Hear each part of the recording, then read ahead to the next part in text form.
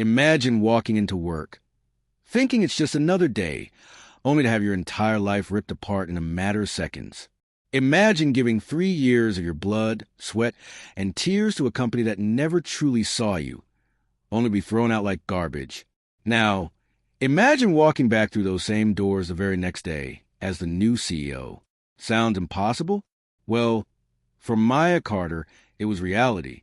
She had spent 3 years pouring her soul into Lexington and Company, proving her worth in a company that never valued her. But in just 5 seconds, everything she had built would be destroyed. And by the time the sun set, the man who had humiliated her would be on his knees, begging for mercy. She walked into the office like any other morning, completely unaware that her entire life was about to change. Her boss, Richard Lancaster, had been watching her for weeks, waiting for the perfect moment to strike.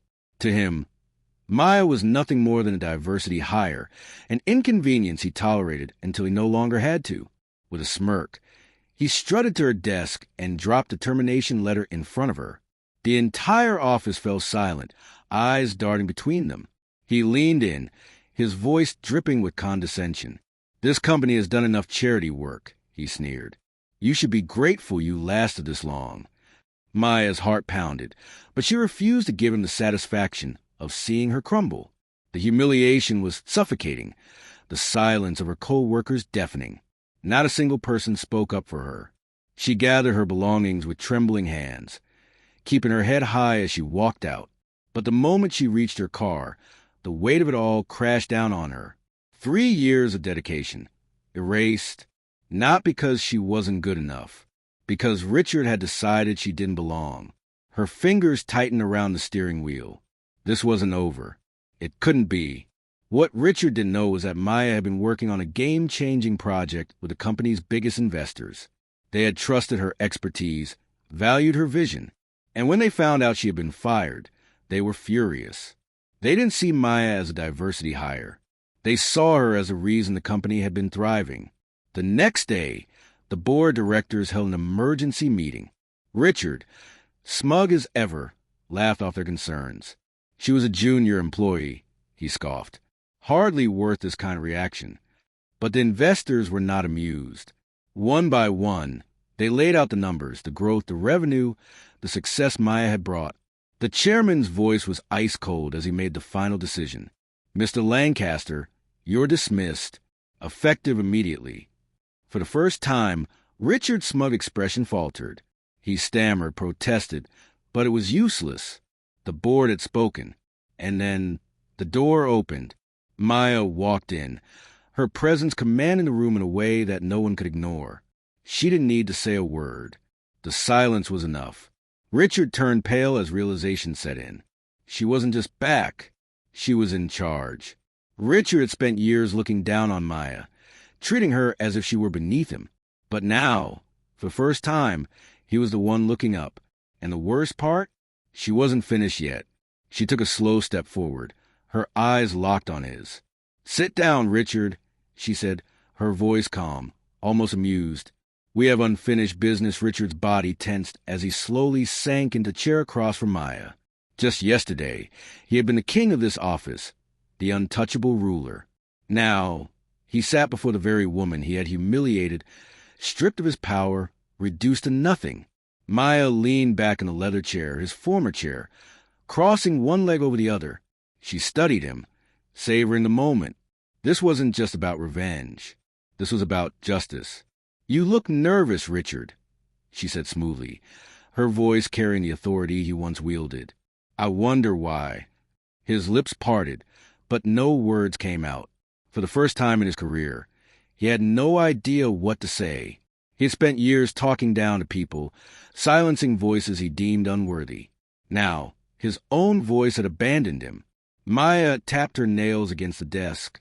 "Let's talk about your future." Richard scoffed, finally finding his tongue.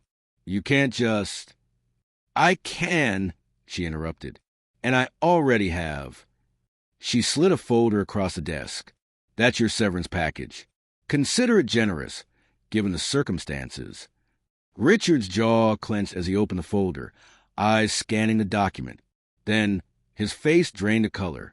This can't be right, he stammered. You're firing me without benefits? Without stock options? Maya tilted her head. Firing you? Oh, no, Richard. This isn't a firing. She leaned forward. This is a lifetime ban. His fingers trembled as he turned the pages. It was worse than he imagined. Not only was he being removed from the company, but a non-compete clause ensured he couldn't work in the industry for the next 10 years.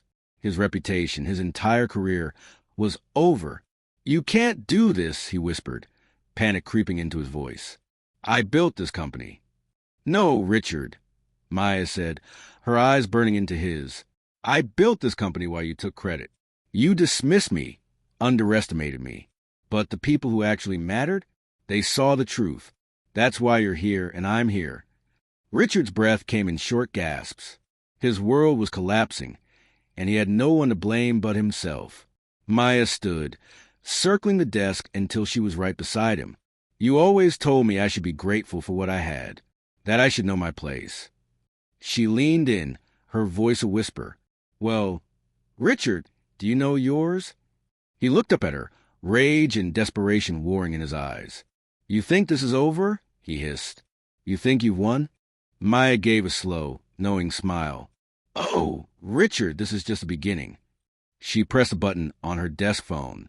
The door opened, and 2 security guards stepped inside. Richard's eyes darted between them, his breath hitching. Escort Mr. Lancaster out of the building, Maya said simply, and make sure he doesn't take anything that doesn't belong to him. Richard stood abruptly, knocking over the chair. His chest heaved with rage, but there was nothing he could do. Not here. Not now. He shot Maya one last venomous glare before storming past the guards, his entire existence unraveling with each step. Maya watched him go, exhaling slowly. She had dreamed of this moment, but now that it was here, she felt something deeper than satisfaction. This wasn't just about taking Richard down. This was about proving to every person like him that underestimating people, especially those they deemed insignificant, was their greatest mistake. But as the office door shut behind Richard, a new thought crept into her mind. Was this really over? Later that night, as Maya settled into her new office, a notification flashed on her laptop screen. An email. No sender. No subject. Just a single line of text. You made a powerful enemy today. Sleep with one eye open. Maya's breath caught in her throat. She glanced around the dimly lit office, her pulse quickening. Richard was defeated. But was he truly gone? Maya's fingers hovered over the keyboard, her pulse hammering in her ears. The email's words burned into her mind. You made a powerful enemy today. Sleep with one eye open. A threat. But from who? Richard? Someone else? She shut her laptop, exhaling slowly. This wasn't fear she was feeling. It was adrenaline. If Richard thought he could intimidate her, he was dead wrong. The next morning, Maya walked into the office with her head high. Employees whispered as she passed, some in awe, some in uncertainty. She was the boss now, and not everyone liked it. As she settled in, her assistant, Carla, rushed in, her face pale. Maya, you need to see this. She handed Maya a tablet. The screen showed a news article. Ex-CEO Richard Lancaster accuses Lexington and Company of wrongful termination. Claims he was set up. Maya's jaw tightened. Richard wasn't just licking his wounds. He was fighting back. She scrolled further, her stomach twisting. Richard had given an interview, painting himself as a victim. They wanted to replace me with someone who fit their new image, he had said. I built this company, and now I'm being erased. Lies. All lies. But they were spreading fast. Maya set the tablet down. Get the legal team in here, she said, her voice firm. Now. Minutes later, her top lawyers sat across from her, scanning the article. One of them, Greg, sighed. He's careful with his words. He's implying discrimination without outright saying it. He wants public sympathy. And it's working, Carla added, scrolling through comments. People are calling this a coup. They think you stabbed him in the back. Maya clenched her fists. Then we changed the narrative. She picked up her phone and dialed the company's PR head. I want a press conference. Today. And I want every major outlet there. Hours later, Maya stood behind a podium, cameras flashing in her face. The room buzzed with anticipation. "I won't entertain false accusations," she began. Richard Lancaster was removed for his failure to lead, for fostering a toxic work environment, and for actively sabotaging company growth. The truth is in the numbers. And I am here to ensure this company thrives, ethically and successfully. Reporters shouted questions, but Maya stood her ground. She had worked too hard to let Richard rewrite history. That night, as she left the building, a chill ran down her spine. Something felt off. Her car was parked in its usual spot, but as she approached, she noticed the tires slashed. A jagged line cut through the rubber. Her breath hitched. This wasn't just a warning. This was personal. A sudden noise made her spin around. A shadow darted behind a nearby pillar. "Who's there?" she called. Silence. Maya stepped back, heart pounding. She wasn't just fighting for her position anymore. She was fighting for her safety. Maya's hands clenched into fists as she scanned the parking lot. The shadows felt alive, shifting, watching.